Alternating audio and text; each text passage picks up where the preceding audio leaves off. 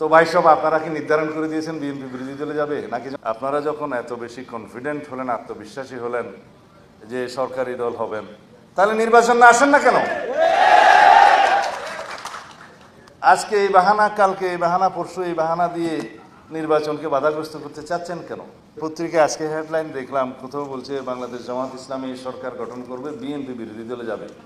আমার ছোট ভাই হাসনাত আবদুল্লাহ এখানে পুরা এনসিপির ভূত, ভবিষ্যৎ, অতীত সবকিছু বলে গেছে। আমি খুব সমৃদ্ধ হয়েছি, সুখী হয়েছি জেনে। যাই হোক, আমি কোনো উত্তর দিতে চাচ্ছি না, কিছু পরামর্শ দিতে চাচ্ছি যে আমাদের যে গণতান্ত্রিক চর্চা সেটা এগিয়ে নিতে হবে। শুধু এই পরামর্শ দিতে চাই যে পৃথিবীতে একই সাথে কেউ সরকারি দল এবং বিরোধী দল থাকতে পারে না। একই দরজা হয় খুলতে হয়, না হলে বন্ধ করতে হয়। এখনো পর্যন্ত সেই টেকনিক কেউ আবিষ্কার করতে পারে নাই। যেদিন ছাত্র প্রতিনিধিরা সরকারে যোগদান করলো, আমি তখনও দেশে প্রত্যাবর্তন আসতে পারিনি। আজকে আপনাদের সাথে শেয়ার করি, সেদিন আমি বুঝে গেলাম এরা রাষ্ট্র বিনির্মাণে আর ভূমিকা তেমন বেশি রাখতে পারবে না। অনেকে বলবে আমাদের মাথায় তো অনেক বুদ্ধি। এটা বুদ্ধি নয়, এটা অভিজ্ঞতা। যে কোনো গণ অভ্যুত্থান পরবর্তী পরিস্থিতিতে যদি সরকারের দায়িত্ব নেওয়ার জন্য সেই সরকার অভ্যুত্থানকারীরা অংশগ্রহণ করে, পৃথিবীর সব দেশেই সেই অবস্থাটা এরকম। অ্যান্টি ইনকামবেন্সি পৃথিবীর সব দেশে থাকে, আছে, বাংলাদেশে একটু বেশিই আছে। সরকার বিরোধী মনোভাবটা সবসময় জনগণের মধ্যে থাকে। যে কোনো ব্যর্থতার জন্য প্রথমেই সরকারের দিকে আঙুল তুলে, এই জন্য সরকার দায়ী। দায়ী কি দায়ী না সেটা পরে বিবেচ্য, কিন্তু সবাই বলবে সরকার দায়ী, যেহেতু দায়িত্বে সরকার। এই সরকারের দায়িত্বে আসাটা আমার মনে হয় সেটা তাদের সঠিক বিবেচনার সিদ্ধান্ত হয়নি। আমি বুঝি নির্মাণের শিল্প, সালাম স্টিল বোঝে ডিউরেবিলিটি। সালাম স্টিল, মোস্ট ডিউরেবল স্টিল। তাহলে আজকে প্রেসার গ্রুপ হিসাবে, জাতিকে নির্দেশক হিসাবে একটা ভূমিকা তাদের থাকতে পারত, যেটা প্রশ্নবিদ্ধ হয়েছে।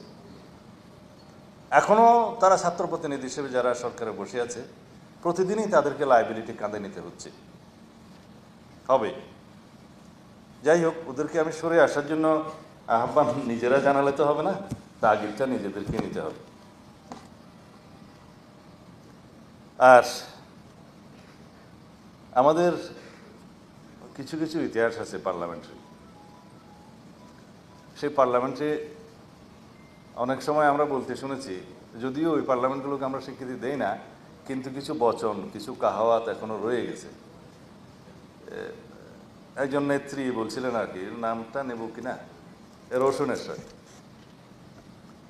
বলছিলেন, মাননীয় স্পিকার আপনিই বলে দেন আমি সরকারি দল না বিরোধী দল। এইরকম কোনো চর্চা যেন আমরা ভবিষ্যতে না দেখি। বিরোধী দল সেটা যত সংখ্যা কম হোক, বিরোধী দলের একটা বিশেষ গুরুত্ব পার্লামেন্টে থাকে। সেটা 5 জনের হোক, 10 জনের হোক, 50 জনের হোক, 100 জনের হোক, বিরোধী দল বিরোধী দল। কালকে কয়েকটা সমাবেশ হয়েছে সারা দেশে, বিভিন্ন বিভাগ পর্যায়ে। এটা পত্রিকায় আজকে হেডলাইন দেখলাম, কোথাও বলছে বাংলাদেশ জামাত ইসলামী সরকার গঠন করবে, বিএনপি বিরোধী দলে যাবে। তো ভাই সব আপনারা কি নির্ধারণ করে দিয়েছেন বিএনপি বিরোধী দলে যাবে নাকি জনগণ করবে? কিন্তু আমার জবাবটা এখানে সেরকম না। আমার জবাব হলো, আপনারা যখন এত বেশি কনফিডেন্ট হলেন, আত্মবিশ্বাসী হলেন যে সরকারি দল হবেন, তাহলে নির্বাচন না আসেন না কেন? আজকে এই বাহানা, কালকে এই বাহানা, পরশু এই বাহানা দিয়ে নির্বাচনকে বাধাগ্রস্ত করতে চাচ্ছেন কেন? উদ্দেশ্য কি সেটা তো আমরা জানি, আরো একটু কিছুদিন পরে বলবো।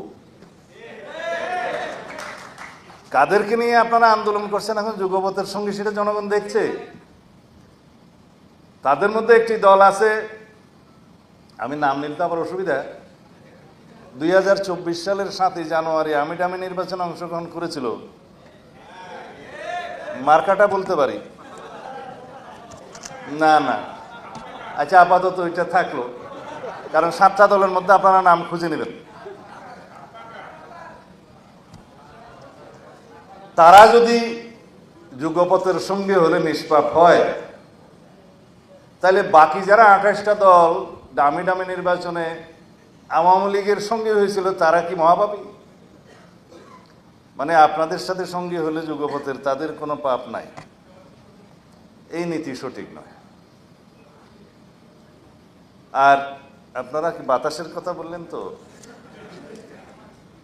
যারা 2024 সালের নির্বাচনে তারা অংশগ্রহণ করার সুযোগ হয় নাই, কিন্তু তার আগের সব নির্বাচনে যারা হাত পাকা দিয়ে বাতাস করেছে তারাও সঙ্গী। তাদের সম্পর্কে আমি বললাম বলে আমার উপর মহা আক্রমণ। কিন্তু সবাই এক এক রকমের দাবি নিয়ে আন্দোলনে যেতে পারেন, গণতান্ত্রিক অধিকার আছে। তা আমরা বলছিলাম যে বিষয়গুলো এখনো আলোচনার টেবিলে নিষ্পত্তি হওয়ার অপেক্ষায়, সেই জন্য অতিরিক্ত চাপ প্রয়োগ করার জন্য কি আপনারা রাস্তায় গেলেন? তো সেই চাপকে আবার বাতাসশূন্য করার জন্য আমাদেরকেও তো যেতে হবে রাস্তায় আন্দোলনে। সেটা কি আমরা এখন চাই? কারণ আমরা আলোচনার টেবিলে নিষ্পত্তি চাই। কারণ বাংলাদেশের গণতান্ত্রিক সংস্কৃতিতে অনেক পরিবর্তন হয়েছে। আমরা চর্চার মধ্য দিয়ে আছি, রাজনৈতিক সংস্কৃতির সেই চর্চা করতে করতে আমরা এইটাকেই ধারণ করব।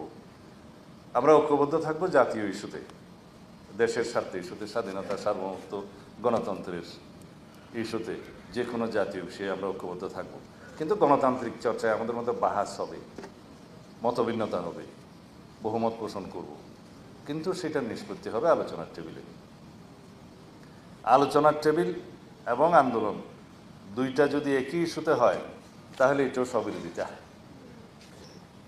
কেউ বলছেন পিআর চাই, ঠিক আছে, পিআর যদি চাইতে হয় সেটা তো ডিসাইড করবে জনগণ। আমরা কে কয়টা রাস্তায় মিছিল করলাম, বিভাগীয় পর্যায়ে কে কয়টা সভা করলাম, 1000 2-3 লোক নিয়ে মিছিল করলাম, তাতে কি পিআর প্রতিষ্ঠিত হয়ে গেল? আপনারা নির্বাচনী ইশতেহারে আপনাদের দাবিগুলো উল্লেখ করে নির্বাচনে আসুন। জনগণ যদি আপনাদের পক্ষে রায় দেয়, ইশতেহারের পক্ষে রায় দেয়, আপনারা সেটা বাস্তবায়ন করবেন।